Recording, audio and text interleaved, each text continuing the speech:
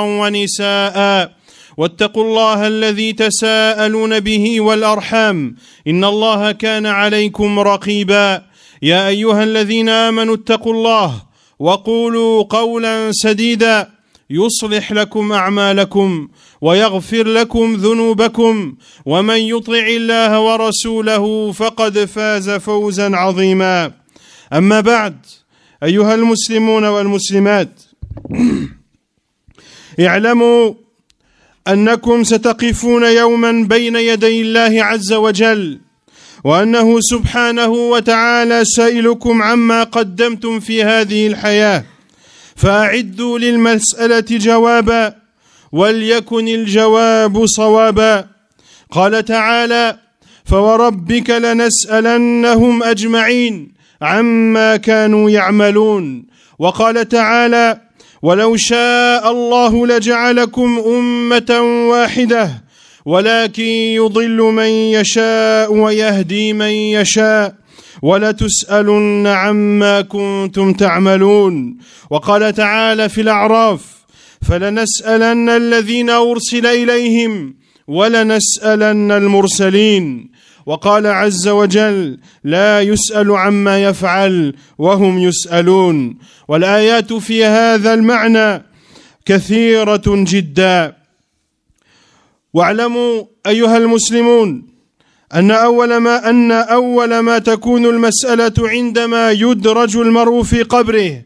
ففي مسند الإمام أحمد عن البراء بن عازب رضي الله عنه أن النبي صلى الله عليه وسلم ذكر أن الميت إن كان مؤمنا يأتيه ملكان فيجلسانه فيقولان له من ربك فيقول ربي الله فيقولان له ما دينك فيقول دين الإسلام فيقولان له ما هذا الرجل الذي بعث فيكم فيقول هو رسول الله صلى الله عليه وسلم فينادي مناد في السماء أن صدق عبدي فافرشوه من الجنة وألبسوه من الجنة وافتحوا له بابا إلى الجنة. وإن الكافر يأتيه ملكان فيجلسانه فيقولان له من ربك فيقول ها لا أدري فيقولان له من نبيك فيقول ها لا أدري فيقولان له ما دينك فيقول ها لا أدري فينادي مناد من السماء أن كذب فأفرشوه له من النار وافتحوا له بابا إلى النار. Chers musulmans et musulmanes, sachez que vous serez debout devant votre Seigneur subhanahu wa ta'ala à rendre compte de tous vos faits et gestes et paroles et qu'Allah subhanahu wa ta'ala vous questionnera sur chaque chose que vous aurez œuvré dans cette vie d'ici-bas. Préparez donc aux questions des réponses et préparez des réponses qui sont justes et qui sont véridiques. Allah subhanahu wa ta'ala dit, selon le sens, par ton Seigneur, nous les interrogerons tous sur ce qu'ils œuvraient. Et il dit aussi subhanahu wa ta'ala, selon le sens, si Allah avait voulu, il aurait certes fait de vous une seule communauté, mais il laisse s'égarer qui il veut et guide qui il veut, et vous serez certes interrogés sur ce que vous faisiez. Et il dit aussi subhanahu wa ta'ala selon le sens, nous interrogerons ceux vers qui furent envoyés des messagers et nous interrogerons aussi les envoyés. Et Allah Azza wa Jal dit dans Surat Al-Anbiya, il ne sera pas questionné sur ce qu'il fait, à savoir Allah Azza wa Jal, mais eux par contre seront questionnés, à savoir ses serviteurs. Et les versets, chers musulmans et musulmanes, qui vont dans ce sens sont extrêmement nombreux. Puis sachez que le questionnement et les interrogations commenceront une fois que la personne sera enterrée dans sa tombe. Dans le Musnad de l'imam Ahmad selon le Bara ibn Azib, il dit que le prophète sallallahu alayhi wa sallam a dit que le défunt, lorsqu'il est croyant, 2 anges viennent à lui. Ils le font asseoir et lui disent « Qui est ton Seigneur ?» Il répondra « Mon Seigneur est Allah ». Ils lui diront, quelle est ta religion? Il dira, ma religion est l'islam. Ils lui diront, quel est cet homme qui vous a été envoyé? Il répondra, c'est le prophète sallallahu alayhi wa sallam. Puis un appeleur des cieux dira, mon serviteur a dit vrai. Mon serviteur a dit vrai. Préparez-lui le paradis et habillez-le des vêtements du paradis et ouvrez-lui une porte vers le paradis. Et quant aux mécréants, 2 anges viendront à lui et lui diront, quel est ton Seigneur? Il dira, je ne sais pas. Puis ils lui diront, quelle est ta religion? Quel est ton prophète? Il dira, je ne sais pas. Ils lui diront, quelle est ta religion? Il dira, je ne sais pas. Et un appeleur des cieux dira, il a menti. Préparez-lui l'enfer et ouvrez-lui une porte vers l'enfer. أيها المسلمون وإن عظم المسألة وإن أعظم المسألة وأعظم ما يسأل عنه الناس يوم القيامة سؤالان عظيمان لا تزول قدم عبد يوم القيامة حتى يسأل عنهما الأول ماذا كنت تعبد والثاني ماذا أجبتم المرسلين وجواب الأول تحقيق لا إله إلا الله علما وعملا وإخلاصا وجواب الثاني تحقيق شهادة أن محمدا رسول الله صلى الله عليه وسلم معرفة وعملا وطاعة واعلموا أن مما يسأل عنه العبد يوم القيامة كتاب الله عز وجل كما قال تعالى وإنه لذكر لك ولقومك وسوف تسألون أي عن هذا القرآن هل عملتم به فيكون حجة لكم أم فردتم فيكون حجة عليكم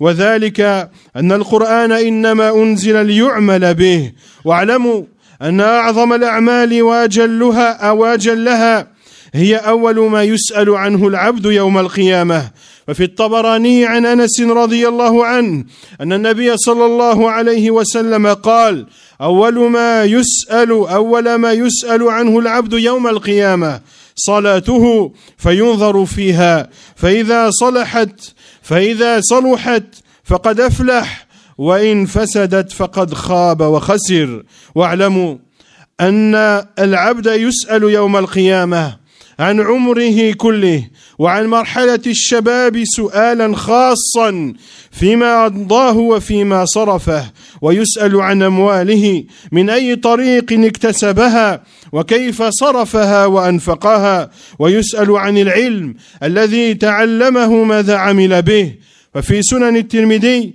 عن ابن مسعود رضي الله عنه أن النبي صلى الله عليه وسلم قال لا تزول قدم ابن آدم يوم القيامة من عند ربه حتى يسأل عن 5 عن عمره فيما أفناه وعن شبابه فيما أبلاه وماله من أين اكتسبه وفيما أنفقه وماذا عمل فيما علم واعلموا أيضا أيها المسلمون والمسلمات أن حواس المرء من لسان وسمع وبصر كل ذلكم يسأل عنه يوم القيامة قال تعالى ولا تقف ما ليس لك به علم إن السمع والبصر والفؤاد كل أولئك كان عنه مسؤولا وما كان من العبد في هذه الحياة من تعديات على الناس في مال أو نفس أو عرض فإنه يسأل عنه يوم القيامة فعن أبي بكرة رضي الله عنه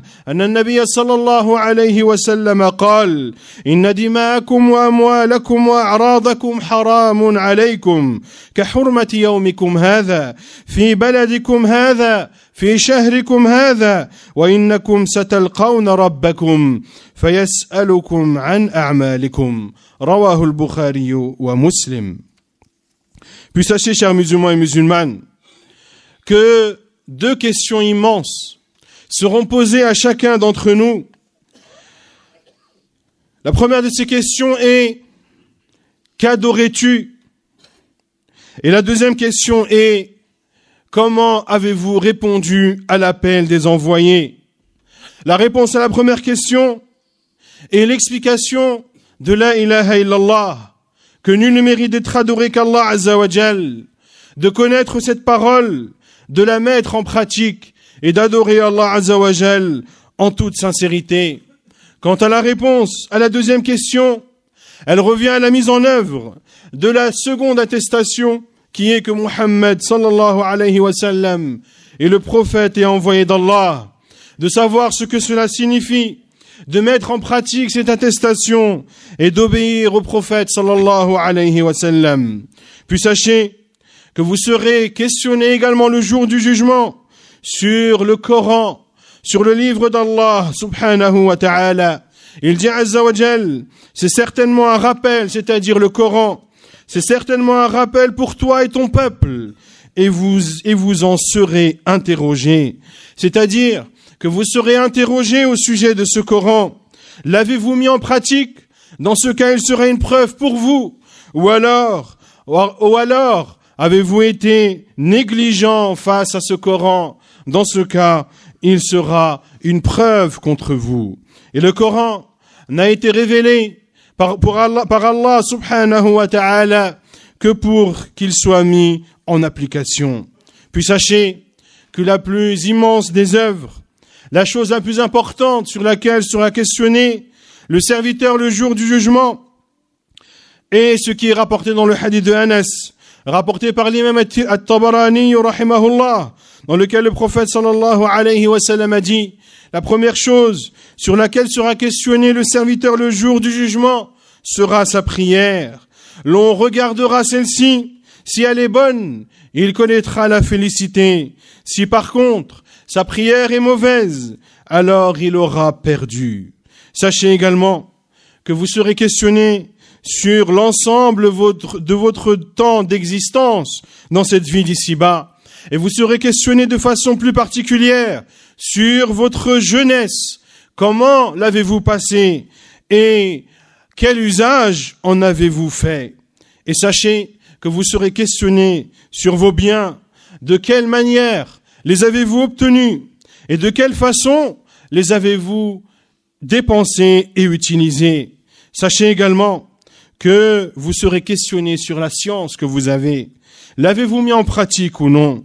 L'imam At-Tirmidhi rahimahullah rapporte selon Abdullah ibn Mas'ud radiyallahu anhu que le prophète sallallahu alayhi wa sallam a dit que le fils d'Adam sera questionné le jour du jugement sur 5 choses: sur son temps de vie, comment l'a-t-il utilisé; sur sa jeunesse, comment il l'a exploité; sur ses biens, d'où les a-t-il obtenus et comment les a-t-il dépensés, et qu'a-t-il mis en pratique de sa science.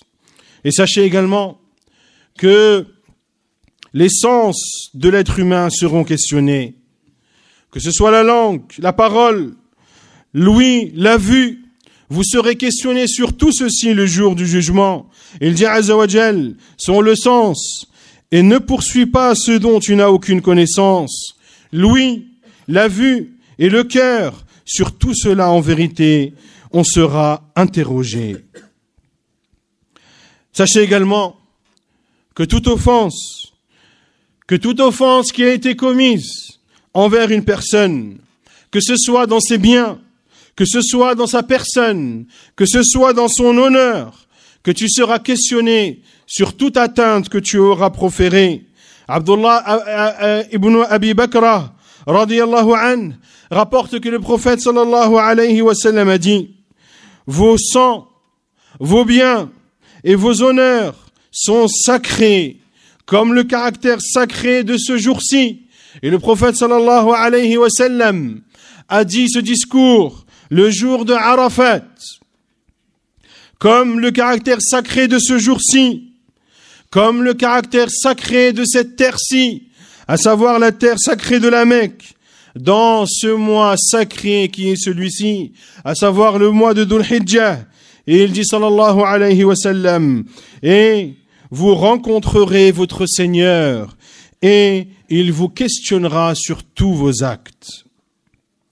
واعلموا أن كل صاحب ولاية عامة كانت أو خاصة يسأل عنها يوم القيامة. وفي الصحيحين عن عبد الله بن عمر رضي الله عنهما أن النبي صلى الله عليه وسلم قال: كلكم راع وكلكم مسؤول عن رعيته. الإمام راع ومسؤول عن رعيته، والرجل راع في أهله ومسؤول عن رعيته، والمرأة راعية في بيت زوجها ومسؤولة عن رعيتها، والخادم راع في مال سيده ومسؤول عن رعيته. ألا كلكم راع وكلكم مسؤول عن رعيته. ومما يسأل عنه العبد يوم القيامة هذا النعيم الذي من الله عليه به في هذه الحياة من مسكن أو مركب أو مطعم أو مشرب أو ملبس. وقد جاء في الحديث عن الزبير بن العوام رضي الله عنه لما نزل قول الله تعالى: ثم لتسألن يومئذ عن النعيم، قال: قلت يا رسول الله وأي النعيم نسأل عنه؟ وإنما هما الأسودان التمر والماء. قال صلى الله عليه وسلم: أما إنه سيكون، أي وإذا كان سيكون أيها المسلمون، أي السؤال عن هذا النعيم وإن قل وإن كان تمرا وماء، كيف بمن وسع عليه في النعيم والعطاء من مسكن واسع ومركب مريح ومطاعم ومشارب ومتنوعات، فإن كل ذلك أيها المسلمون يسأل عنه العبد يوم القيامة. Puis sachez, chers musulmans et musulmanes, que toute personne qui a une autorité, qu'elle soit réduite ou générale, il sera questionné le jour du jugement. Abdullah ibn Umar radiyallahu anhuma rapporte, comme cela est rapporté dans le Bukhari et Muslim, le prophète sallallahu alayhi wa sallam a dit: vous êtes tous des responsables, vous êtes tous des bergers, et vous êtes tous responsables de votre troupeau. L'imam, c'est-à-dire le gouverneur, est un berger et il est responsable de son troupeau. L'homme est un berger vis-à-vis de sa famille et il est responsable de son troupeau. Et la femme est une bergère dans la maison de son mari et elle est responsable de son troupeau. Et il dit sallallahu alayhi wa sallam: vous êtes tous des bergers et vous êtes tous responsables de vos troupeaux. Puis sachez, chers musulmans et musulmanes, que vous serez questionnés également le jour du jugement sur tous les bienfaits dont Allah Azza wa Jal vous a comblés dans cette vie d'ici-bas, que ce soit les maisons que vous habitez, que ce soit les moyens de locomotion que vous utilisez, que ce soit la nourriture, la boisson que vous consommez, ou que ce soit les vêtements que vous revêtez. Al-Zubayr ibn al-Awwam radiyallahu anhu rapporte que lorsqu'Allah Azza wa Jal a révélé sa parole subhanahu wa ta'ala, thumma la tus'alunna yawma idhin 'anil na'im, puis vous serez questionnés ce jour-là sur les bienfaits. J'ai dit: ô envoyé d'Allah, et sur quels bienfaits serons-nous questionnés? Nous n'avons que des dattes et de l'eau. Nous n'avons que des dattes et de l'eau. Le prophète sallallahu alayhi wa sallam a dit: vous serez questionnés sur cela. Sachez donc, chers musulmans et musulmanes, que vous serez questionnés sur tous les bienfaits dont vous jouissez, minimes soient-ils, même si ce n'est que de l'eau et des dattes. Que dire alors de celui dont Allah Azza wa Jal comble de ses bienfaits vastes, celui à qui Allah Azza wa Jal a accordé une vaste demeure, celui à qui Allah Azza wa Jal a accordé un moyen de locomotion plus que confortable, celui qui a à sa disposition de la nourriture et des boissons de toutes sortes. Il sera sans aucun doute questionné sur tout cela le jour du jugement. أقول قولي هذا وأستغفر الله.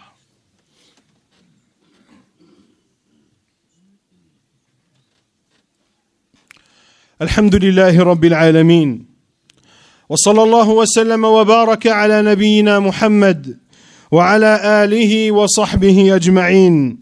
أما بعد، أيها المسلمون والمسلمات، من كان من الناس مفرطا مضيعا فإن الفرصة أمامه مهيئة وميسرة ما لم تغرغر روحه وما لم تطلع الشمس من مغربها وليتدارك كل مفرط قبل الفوات وليغنم عمره قبل الموت وإذا سوف وأجل المرء فلربما داهمه الموت فندم بعد ذلك ندامة عظيمة ومن أحسن فيما بقي من حياته وإن قل غفر له ما أمضاه في حياته وإن كثر. وتأملوا في هذا الباب قصة عظيمة رواها أبو نعيم في كتابه الحلية عن إمام من أئمة التابعين وهو الفضيل بن عياض رحمه الله تعالى أنه لقي رجلا فقال له كم أنت عليك؟ قال 60 سنة. قال أوما علمت أنك في طريق إلى الله وأنك قد أوشكت أن تبلغ نهايته؟ فقال الرجل إنا لله وإنا إليه راجعون. فقال له الفضيل أو تعرف تفسيره؟ قال يا أبا علي وما تفسيره؟ قال إنا لله أي إنا لله عبد وإنا إليه راجعون أي أنا إليه راجع. فإذا علمت أنك لله عبد وأنك إليه راجع فاعلم أنك موقوف بين يدي الله، وإذا علمت أنك موقوف بين يدي الله فاعلم أنه سائلك، وإذا علمت أنه سائلك فأعد للسؤال جوابا. فقال الرجل وما الحيلة؟ قال يسيرة. قال وما هي؟ قال أحسن فيما بقي يغفر لك ما قد مضى، فإنك إن أسأت فيما بقي أخذت فيما بقي وفيما مضى. Puis sachez, chers musulmans et musulmanes, que celui parmi nous qui est manquant vis-à-vis de ses devoirs, qu'il sache que l'occasion se présente devant lui pour se repentir devant Allah Azza wa Jal. L'occasion se présente devant lui, une occasion qu'il se doit de saisir avant que son âme ne sorte et n'atteigne sa gorge et avant que le soleil ne se lève de l'endroit où il se couche. Chers musulmans et musulmanes, que chacun se remette en question et que chacun profite du temps de vie qui lui reste avant que la mort ne le frappe. Car celui qui remet toujours au lendemain, celui qui retarde toujours les urgences, viendra un jour où il regrettera et il sera pris de remords immenses. Et celui qui est bienfaisant dans ce qui lui reste comme temps de vie, eh bien, ses péchés lui seront pardonnés, même si ce qu'il a œuvré dans son existence est grand en péché. Et méditez cette histoire bénéfique que l'imam Abu Nu'aym rapporte dans son livre Al-Hilya, parmi un des imams des tabi'in, qui n'est autre que l'imam Al-Fudayl ibn Iyad, rahimahullah ta'ala. Il a rencontré un homme et lui a dit « Quel âge as-tu? Où en es-tu dans ton temps de vie ?» L'homme a répondu « J'ai 60 ans. » Il lui a répondu, Al-Fudayl ibn Iyad lui a répondu « Ne sais-tu pas que tu as emprunté le chemin qui amène vers Allah et qu'il est possible que tu aies atteint la fin de ce chemin ?» L'homme a répondu « Nous appartenons à Allah et c'est vers lui que nous retournerons. » Al-Fudayl ibn Iyad lui a dit « Connais-tu la signification de cette parole? Nous appartenons à Allah et c'est vers lui que nous retournerons. » L'homme a répondu « Ô Abu Ali, donne-moi l'explication de cette parole. » Abu Ali qui était la kunya de l'imam Al-Fudayl ibn Iyad rahimahullah. L'imam Al-Fudayl ibn Iyad lui a répondu « Inna lillah, nous appartenons à Allah. » C'est-à-dire que nous sommes les serviteurs d'Allah. Et c'est vers lui que nous retournerons, c'est-à-dire que nous reviendrons vers Allah subhanahu wa ta'ala. Et lorsque tu sais que tu es un serviteur d'Allah. Et lorsque tu sais que tu retourneras vers Allah, sache que tu seras exposé et que tu seras exposé devant Allah subhanahu wa ta'ala. En sachant que tu es exposé devant Allah, sache qu'Allah azza wa jal te questionnera. En sachant qu'Allah azza wa jal te questionnera, prépare donc une réponse à cette question. L'homme a répondu, quelle solution ou quelle issue me proposes-tu? Al-Fudayl ibn Iyad a répondu, l'issue est simple, la solution est aisée. L'homme a répondu, quelle est-elle? Il a répondu, sois bienfaisant dans ce qu'il te reste comme temps de vie. Tes péchés seront pardonnés. Tes péchés antérieurs seront pardonnés. Par contre, si tu continues ton chemin